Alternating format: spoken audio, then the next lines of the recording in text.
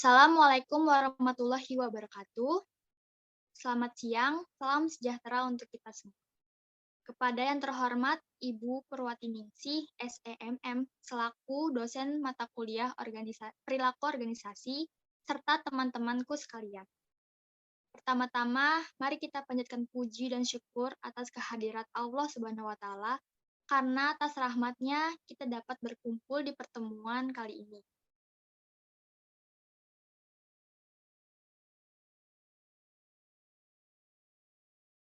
Perkenalkan, nama saya Miftah Hujanah dengan NIM 642002008 selaku moderator dari kelompok 5. Di sini tentunya saya tidak sendiri.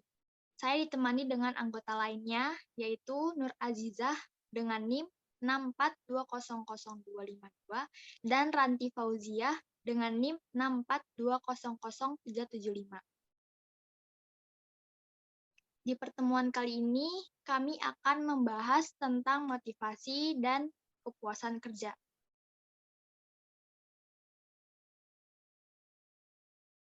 Menurut Kretmer dan Kiniki, motivasi sebagai kekuatan dalam diri seseorang yang memengaruhi arah, intensitas, dan ketekunan perilaku sukarela.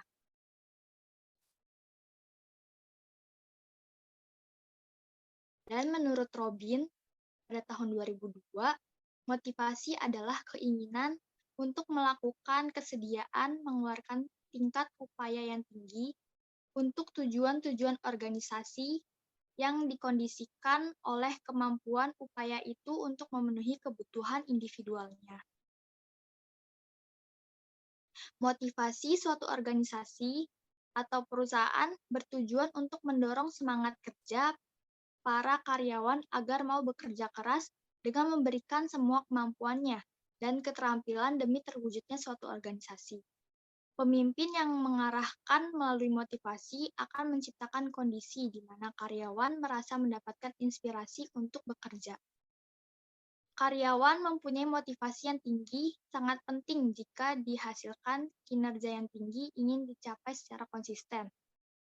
Lalu, bentuk-bentuk motivasi menurut Santoso Saroso yaitu ada 2 macam. Yang pertama ada motivasi ekstrinsik dan yang kedua ada motivasi intrinsik. Motivasi ekstrinsik adalah motivasi yang didasarkan atas semangat dari orang terdekatnya. Misalnya orang tuanya, gurunya, teman-temannya, atau tokoh inspirasi yang menjadi panutannya, kayak artis, kakak kelas atau kakak tingkat, aktor idola, supaya dapat mengikuti dari jejak idola tersebut. Lalu, motivasi intrinsik adalah motivasi yang didorong dari dirinya sendiri. Motivasi ini didasari dalam diri sendiri dan cenderung lebih lama bertahan dibandingkan dengan motivasi ekstrinsik.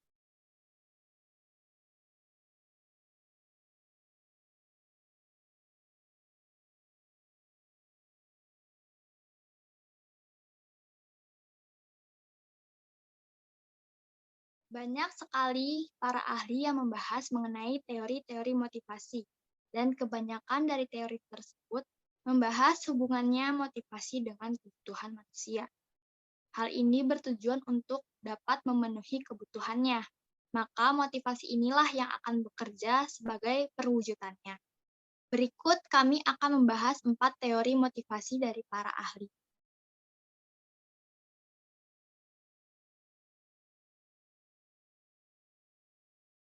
Yang pertama ada teori dari David McClelland atau biasa disebut dengan teori kebutuhan.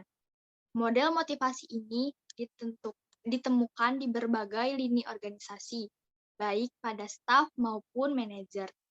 Teori ini memfokuskan pada 3 kebutuhan, yaitu teori kebutuhan akan prestasi atau need for achievement, teori kebutuhan akan kekuasaan atau need for power, dan kebutuhan akan afiliasi atau need for affiliation. Kebutuhan akan prestasi yaitu dorongan untuk bisa unggul, berprestasi, dan sukses dalam berbagai hal, Ciri-ciri individu yang berorientasi tinggi akan kebutuhan ini bersifat sangat realistis. Mereka biasanya akan bersedia menerima resiko yang tinggi. Keinginannya untuk mendapatkan umpan balik tentang hasil kerja mereka sangat tinggi, dan keinginan mendapatkan tanggung jawab pemecahan permasalahan. Setelah semuanya tercapai, yang diharapkan adalah hanya sebuah penghargaan dan umpan balik atas yang dikerjakannya.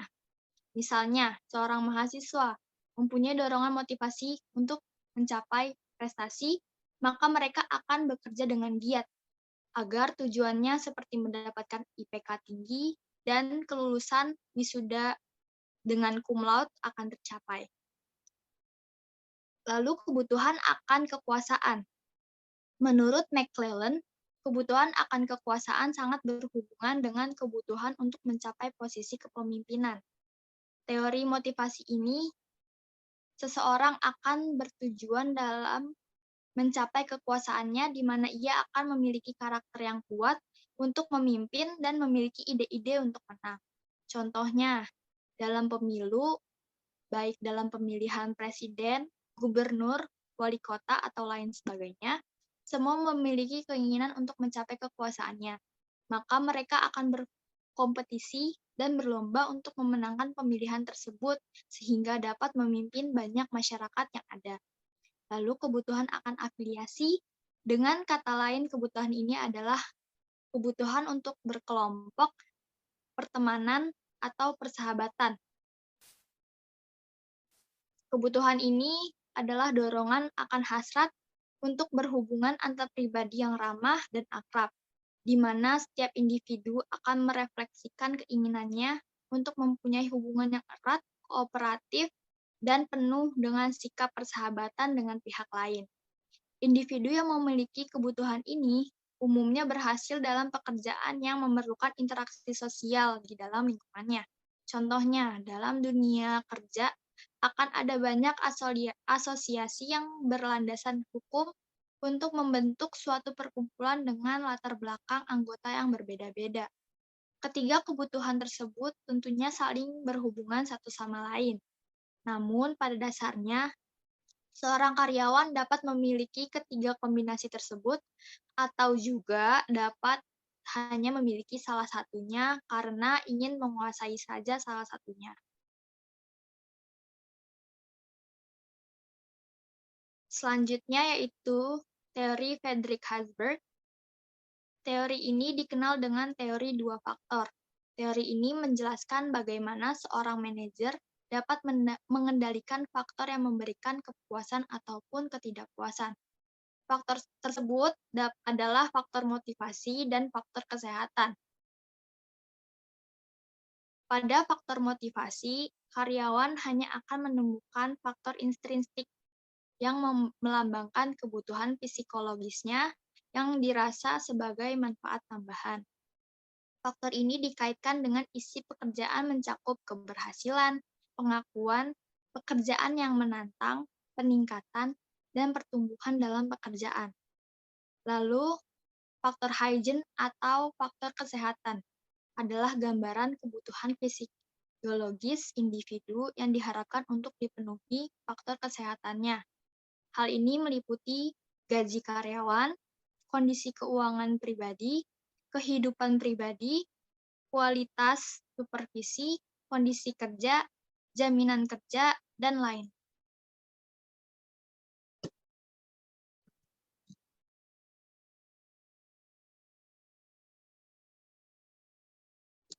Selanjutnya, saya Nur Azizah akan membacakan teori hierarki kebutuhan oleh Abraham Maslow.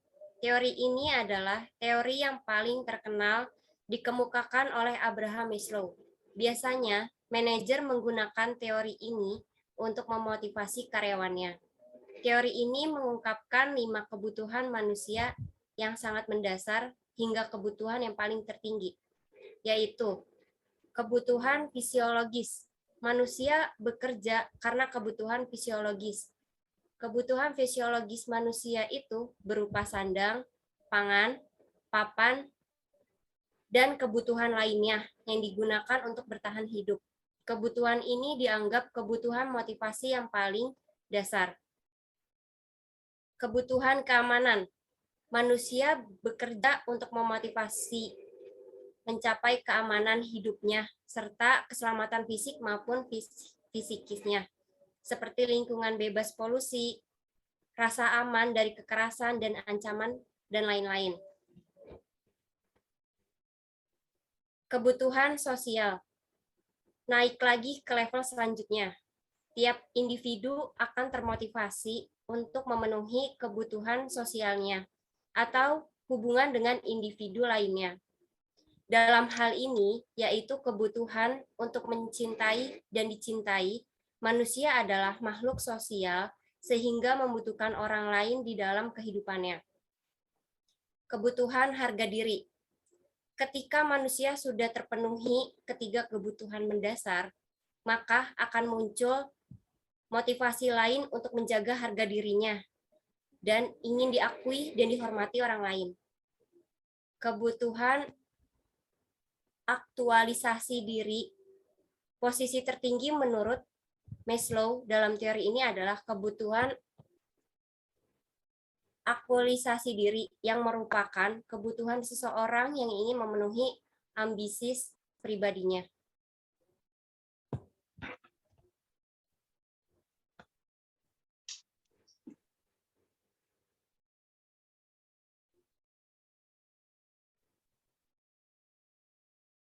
Selanjutnya, teori X dan Y. Teori X dan Y yang dikemukakan oleh McGregor adalah teori motivasi yang menggabungkan teori eksternal dan internal, yang dilalui dikembangkan menjadi dua perbedaan dasar perilaku manusia. Yang pertama, teori X. Teori ini menyatakan bahwa pada dasarnya manusia adalah makhluk pemalas yang tidak suka bekerja serta senang menghindari dari pekerjaan dan tanggung jawab yang diberikan, tetapi mengharapkan balas jasa serta jaminan hidup yang tinggi. Yang kedua, teori Y. Teori ini merupakan anggapan bahwa bekerja adalah kodrat manusia, seperti halnya kegiatan sehari-hari manusia. Pekerja tidak perlu diawasi dan diancam, serta ketat karena memiliki pengendalian serta pengarahan diri untuk bekerja sesuai tujuan perusahaan.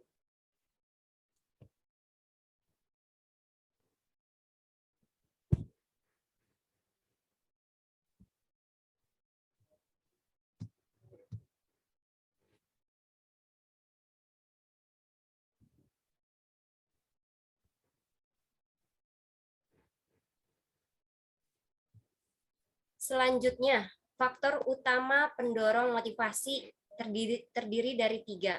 Yang pertama, energis.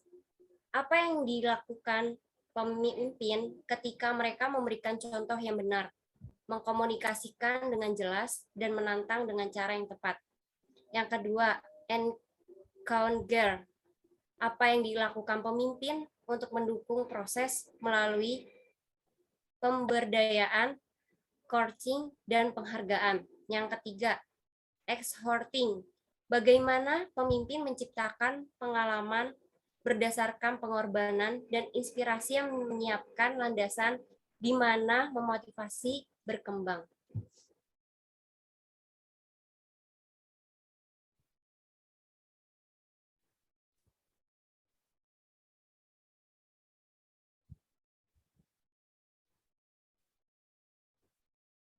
Selanjutnya, proses motivasi. Manusia sebagai makhluk sosial berusaha untuk memenuhi kebutuhan, keinginan, dan ekspektasi. Kebutuhan, keinginan, dan ekspektasi tersebut menimbulkan ketegangan-ketegangan pada para manajer yang dianggap mereka kurang menyenangkan dengan anggapan bahwa perilaku khusus tertentu dapat mengurangi perasaan yang dimiliki. Maka hal tersebut menyebabkan orang yang bersangkutan berperilaku. Perilaku tersebut diarahkan pada tujuan untuk mengurangi kondisi ketegangan tersebut. Dimulainya perilaku tersebut menyebabkan timbulnya petunjuk-petunjuk yang memberikan umpan balik atau informasi kepada orang yang bersangkutan tentang dampak perilaku.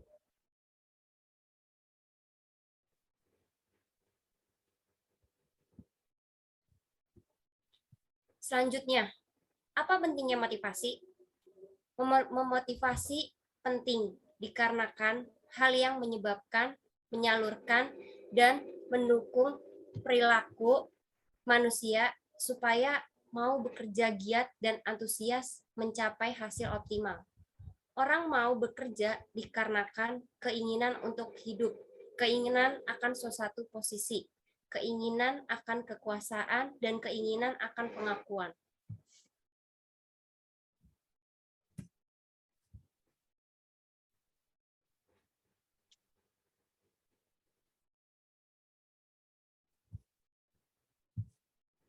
Selanjutnya, tujuan motivasi. Yang pertama, meningkatkan moral dan kepuasan kerja karyawan. Yang kedua, meningkatkan produktivitas kerja karyawan. Yang ketiga, mempertahankan kestabilan karyawan. Yang keempat, meningkatkan kedisiplinan. Yang kelima, meningkatkan loyalitas, kreativitas, dan partisipasi. Yang keenam, meningkatkan kesejahteraan karyawan. Yang ketujuh, menciptakan hubungan dan suasana kerja yang baik. Selanjutnya, kepuasan kerja menurut para ahli.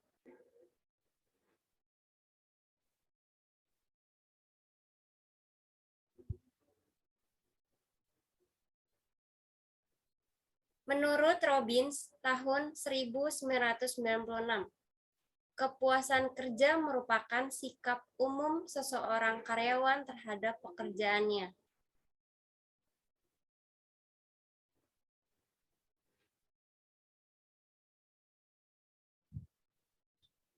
Menurut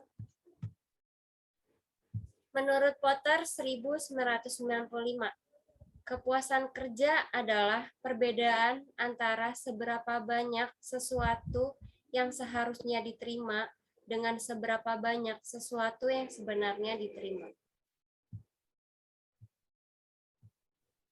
Selanjutnya akan dibacakan oleh saya, Ranti Fauzia, dengan NIM 6420035. Kepuasan kerja didefinisikan sebagai suatu perasaan positif tentang pekerjaan seseorang yang merupakan hasil dari sebuah evaluasi karakteristiknya.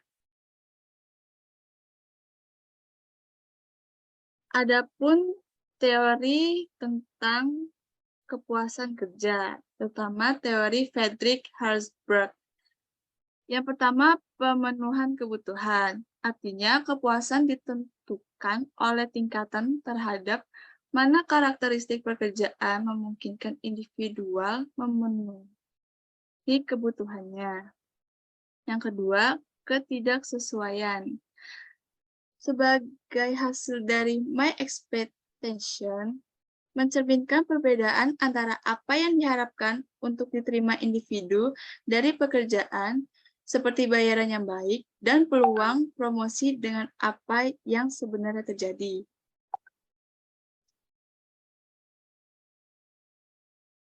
Yang ketiga, pencapaian nilai. Artinya, gagasan yang menjadi landasan value attainment adalah bahwa kepuasan merupakan hasil dari persepsi bahwa pekerjaan memungkinkan untuk pemenuhan nilai-nilai kerja penting individual. Yang keempat, keadilan. Dalam model ini, kepuasan adalah fungsi dari seberapa jujur pekerja diperlakukan dalam bekerja. Kepuasan merupakan hasil dari persepsi seseorang bahwa hasil kerja relatif terhadap masukan lebih menyenangkan dibandingkan dengan hasil masukan. Dampak ketidakpuasan kerja. Tugas seorang manajer sumber daya manusia sangat berkepentingan untuk memahami dan memenuhi berbagai dimensi kepuasan kerja karyawan, serta mengantisipasi berbagai kemungkinan konsekuensi terutama yang bernuansa negatif. Menurut Robbins, tahun 1996 mengungkapkan dampak ketidakpuasan kerja. Yang pertama, keluar. Ketidakpuasan yang diungkapkan lewat perilaku yang diarahkan untuk meninggalkan organisasi, mencakup pencarian posisi baru maupun minta berhenti. Yang kedua, suara. Ketidakpuasan yang diungkapkan lewat usaha aktif dan konstruktif untuk memperbaiki kondisi, mencakup saran perbaikan, membahas masalah-masalah dengan atasan, dan beberapa bentuk kegiatan serikat buruh. Yang ketiga, kesetiaan loyalitas. Ketidakpuasan yang diungkapkan dengan secara pasif, menunggu membaiknya kondisi, mencakup berbicara, membela organisasi, menghadapi kritik dari luar, dan mempercayai organisasi dan manajemen untuk melakukan hal yang tepat. Yang keempat, kesetiaan. Ketidakpuasan yang dinyatakan dengan membiarkan kondisi memburuk, termasuk kemangkiran atau datang terlambat secara kronis, upaya yang dikurangi, dan tingkat kekeliruan yang meningkat.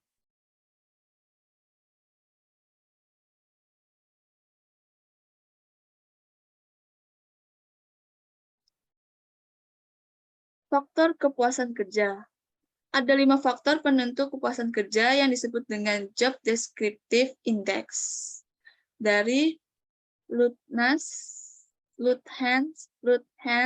dan Sector dalam Robbins tahun 2006, yaitu yang pertama, pekerja itu sendiri.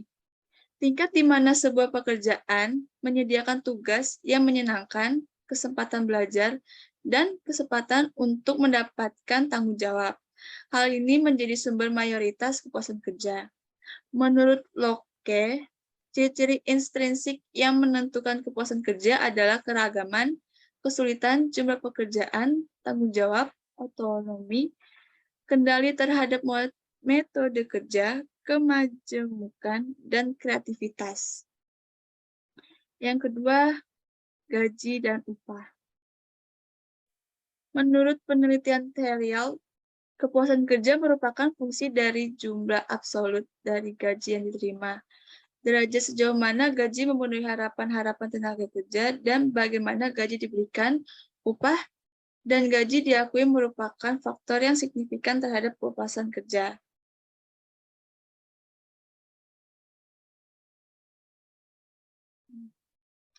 Yang ketiga, kesempatan atau promosi. Karyawan yang memiliki kesempatan untuk mengembangkan diri dan memperluas pengalaman kerja dengan terbukanya kesempatan untuk kenaikan jabatan. Yang keempat, mutu dan pengawasan supervise. Kemampuan supervisor untuk menyediakan bantuan teknis dan perilaku dukungan. Menurut Locke, hubungan fungsional dan hubungan keseluruhan yang positif memberikan tingkat kepuasan kerja yang paling besar dengan atasan. Yang terakhir, rekan kerja. Kebutuhan dasar manusia untuk melakukan hubungan sosial akan terpenuhi dengan adanya rekan kerja yang mendukung karyawan. Jika terjadi konflik dengan rekan kerja, maka akan berpengaruh pada tingkat kepuasan karyawan terhadap pekerjaan.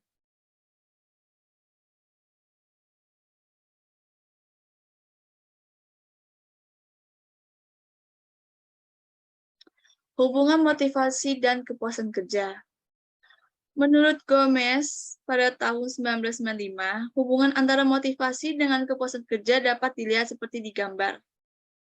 Pada kuadran pertama, dapat ditunjukkan bahwa karyawan yang termotivasi dan kepuasan tinggi membentuk sebuah keadaan yang ideal, baik bagi perusahaan maupun karyawan itu sendiri.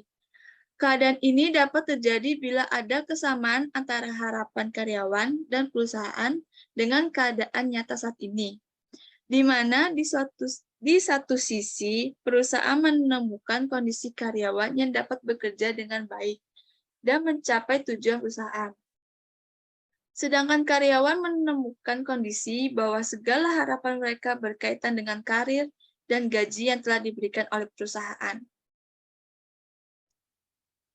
Kuadran kedua menunjukkan bahwa karyawan termotivasi untuk bekerja dengan baik, tetapi tidak merasa puas dengan kerja mereka. Beberapa alasan yang memungkinkan adalah karyawan membutuhkan pekerjaan dan uang. Uang dan pekerjaan tergantung pada kinerja yang baik. Di satu sisi, karyawan merasa bahwa mereka berhak mendapatkan gaji yang lebih atas kinerja yang diberikan kepada perusahaan, namun tidak mendapatkannya. Pada kuadran ketiga, terdapat kinerja yang rendah dari karyawan, namun mereka merasa puas dengan pekerjaannya. Perusahaan telah memberikan segala sesuatu sesuai dengan harapan karyawan, sehingga karyawan tidak mengeluh. Namun, tidak ada timbal balik yang berarti bagi perusahaan, sehingga kerugian dapat dirasakan dari sisi perusahaan. Kuadran keempat, karyawan tidak bekerja dengan baik dan tidak memperoleh rangsangan yang memuaskan dari perusahaan. Situasi seperti inilah yang akan mendorong keinginan pegawai untuk berhenti dari pekerjaan atau keputusan perusahaan untuk memberhentikan karyawan, karena tidak ada manfaat yang dapat diperoleh baik oleh pegawai maupun perusahaan. Udah.